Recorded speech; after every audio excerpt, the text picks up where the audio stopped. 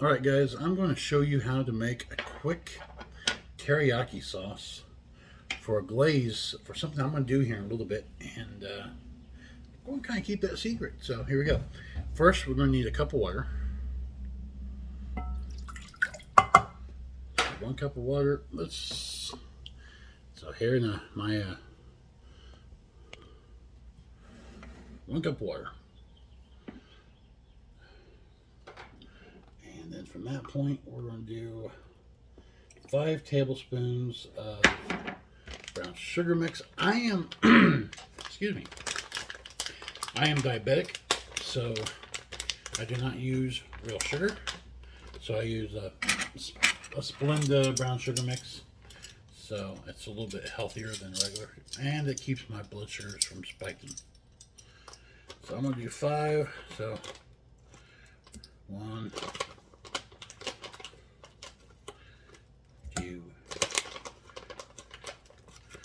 3,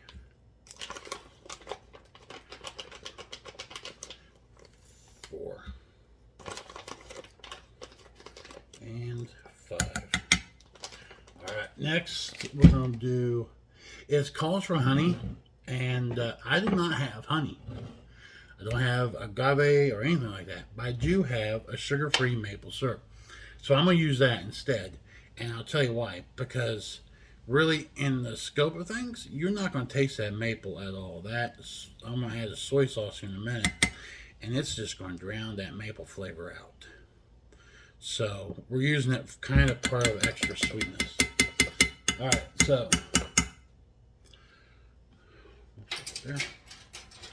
Next is a 4th cup of soy sauce.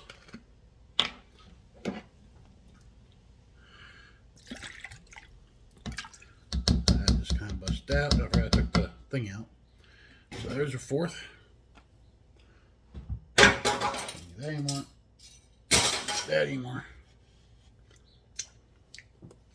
And soy sauce. You can do the low sodium style soy sauce, which would be better for you. I don't have any. I'm going to use garlic powder instead. It calls for 1 clove of minced garlic. I got the garlic, but I'm just going to use powder instead tonight.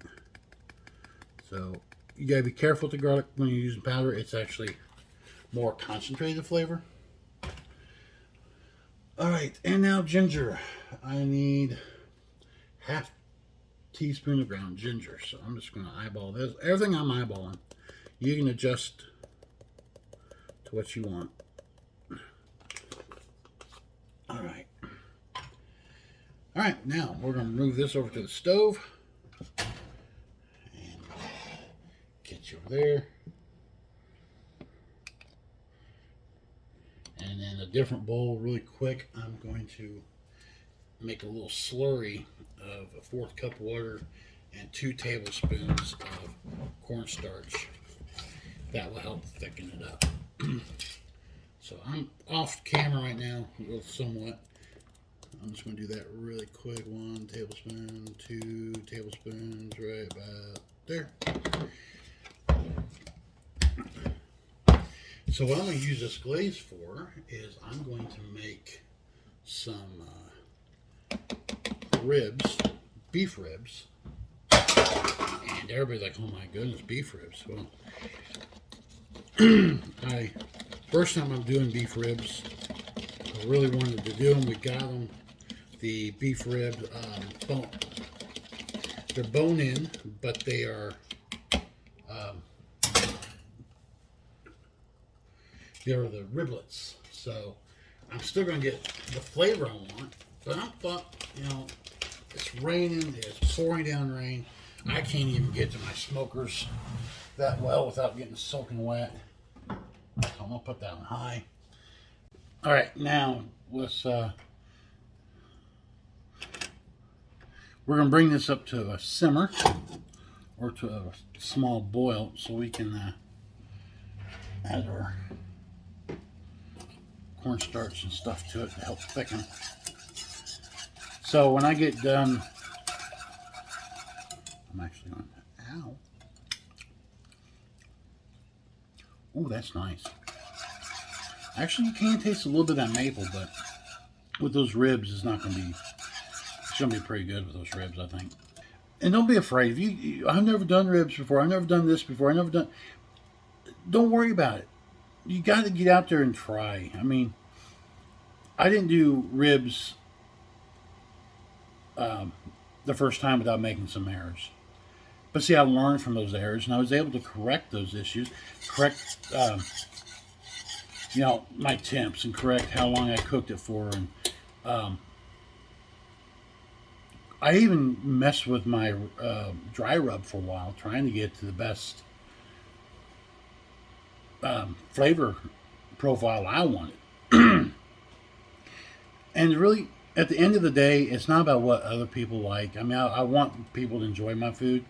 But if you're cooking for a family, you want your family to enjoy it. You want yourself to enjoy it. So I tell you right now, get out there, experiment, have fun, work in the kitchen. It's fun. I enjoy working in the kitchen. Now I gotta bring my heat down really quick. That's why I wish I had gas, but like I said, you work with what you got. Okay, I am up to a nice simmer. I'm gonna go ahead and add my cornstarch, and I'll give it another. I am not gonna add all at once. I'm gonna add a little bit at a time, because I kind of want to get the. I want like I'm not like a paste, but a syrup in a way. Okay, I'll bring my heat back up a little bit. Just give that a chance to start thickening. Because see, when I'm getting done with close to done with those ribs, I'm going to brush this glaze on top of them. I'll probably throw them in the oven just for a little bit to caramelize more.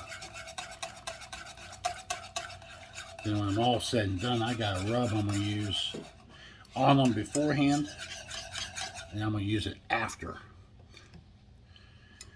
Now, probably if I had green onions, I would just throw some green onions on there to chop them up, make it look really nice, make it pretty. But I don't have that, so what I'm going to do is probably use a little bit of parsley. But I'm also, with that ribs, I'm doing that teriyaki. So it's going to be an Asian flair. I'm going to make a cheesy garlic mashed potato along with it. And yes, I'm going to cheat. I'm going to use the box. But you know what? It's still going to taste good. As a home cook or home chef, or however you want to put it, you learn to take what the store has and make it better. And that's one of my passions. My wife will tell you that I have actually taken some of the worst tasting stuff you could possibly get and make it better. So don't be afraid to experiment. And I will admit too, I've made a few mistakes in my time by experiment. I've made this god awful tomato soup one day because it was just, in my book, it was so bland, and I'm like, it's got to have more heat and some more flavor. So I thought, well, I'll just add some chili to it, and chili powders and stuff like that. And well, before you know it, I stubbed my toe so bad on that, and it was so inedible because you couldn't even eat it. It was so hot, and it was not enjoyable. So we ended up dumping it, and I had to make brand new. But this time I didn't put the chili powder in it. So, we learn from our mistakes, and that's one of the wonderful things about cooking, is that you do learn from those mistakes. And it's just like life in general. We make mistakes as we walk along in life, and we learn from them.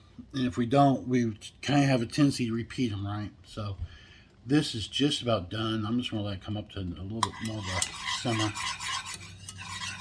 So I'm going to be about ready to knock this video out, and I'll come back here in a little while with those ribs. So I think I got it right to the thickness I want. It will continue to thicken a little bit, but not much. So we got it. All right, guys. I'll catch you here in a minute with my rib. So see you soon.